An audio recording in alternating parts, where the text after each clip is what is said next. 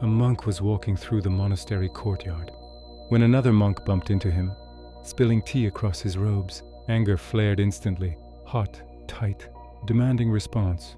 His mouth opened to speak, but his teacher was nearby, watching. The teacher said nothing, just raised one finger. The monk understood. He closed his mouth. He felt the heat of the anger, the urge to lash out, the story forming about disrespect and carelessness. But he didn't speak. He didn't act. He just stood there, breathing, letting the wave rise and fall. After a moment, it passed. The other monk apologized, and the first monk bowed. Later, the teacher asked, "What would you have said?" The monk admitted, "Something I would have regretted." When a painful emotion takes hold of you, anger, fear, jealousy, resentment, it doesn't stay internal. It moves outward. It wants expression. It pushes you to speak, to act, to do something that releases the pressure. And in that moment, if you're not aware, you become its instrument. The emotion speaks through you.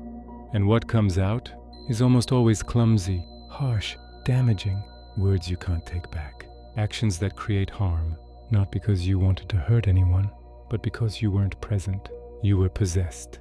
This is one of the most important teachings in Buddhism. Afflictive emotions, anger, craving, aversion, pride are like floods. When they arise, they distort perception. They narrow your focus.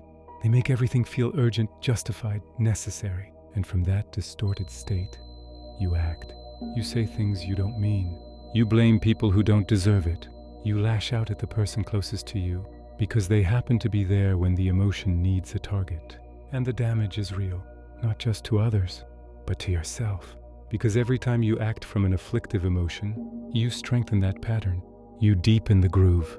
You make it more likely that the next time anger arises, you'll react the same way. You're training yourself in harm, and the harm spreads outward to relationships, inward to your own peace. The Buddhist teachings describe this as being under the influence of the kleshas, mental afflictions that cloud clarity and drive unskillful action. When a klesha has you, you're not free, you're compelled. And compulsion always leads to suffering. But here's what the teaching offers. You don't have to act. The emotion will arise that's not always in your control. Anger will come, fear will come, jealousy will flare. But between the arising of the emotion and your response to it, there's a space, a pause. And in that space, you have a choice. This is where practice matters. In Zen, they call it just sitting. Zazen. You sit with whatever arises. You don't push it away. You don't act on it. You just observe. The anger comes. You feel it in your chest, your jaw, your breath. But you don't move. You don't speak. You just watch it. And what you discover is that emotions are not permanent.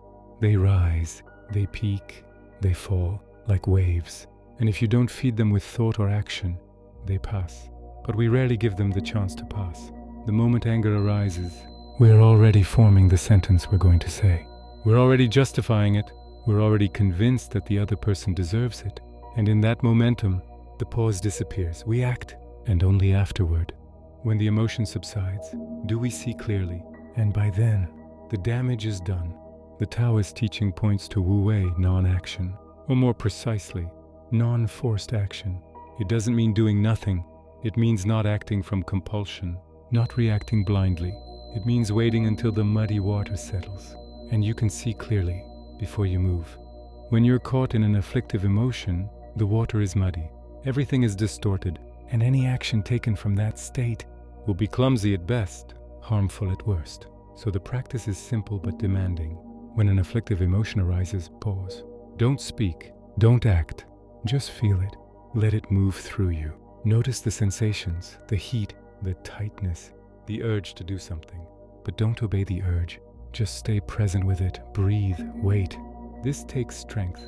Because the emotion feels so justified. The story it tells feels so true. The person in front of you seems so wrong, and the urge to correct them, to defend yourself, to release the pressure, is overwhelming. But that's the test. Can you stay with the discomfort without acting on it? Can you let the wave crash without getting swept away? Most of the harm we cause to others and ourselves happens in the gap between feeling and thinking. We feel something painful, and immediately we act to make it stop. We speak harshly to push the pain away. We blame someone to avoid feeling our own discomfort. We create drama to distract from what's actually happening inside us. And all of it makes things worse. But when you pause, when you create space between the emotion and the action, something becomes possible, clarity. The emotion doesn't define the situation. It's just one response among many. And from that clarity, you can choose how to respond. Not react, respond with intention, with awareness, with skill. The Buddha taught that right speech and right action come from right mindfulness. You can't speak or act skillfully if you're not aware of what's driving you.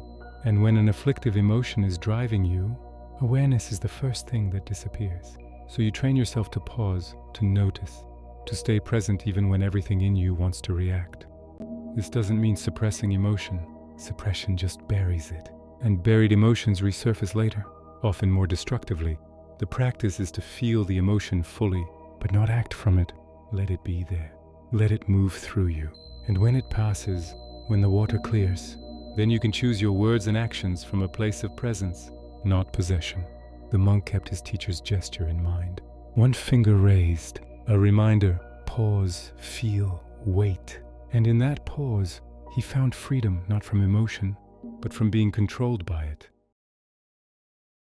If you choose to follow this channel, it truly helps me keep creating and improving these reflections. And if not, that's completely okay. I'm grateful you spent this time here. I'll see you tomorrow in the next episode. Until then, I wish you a calm and peaceful day.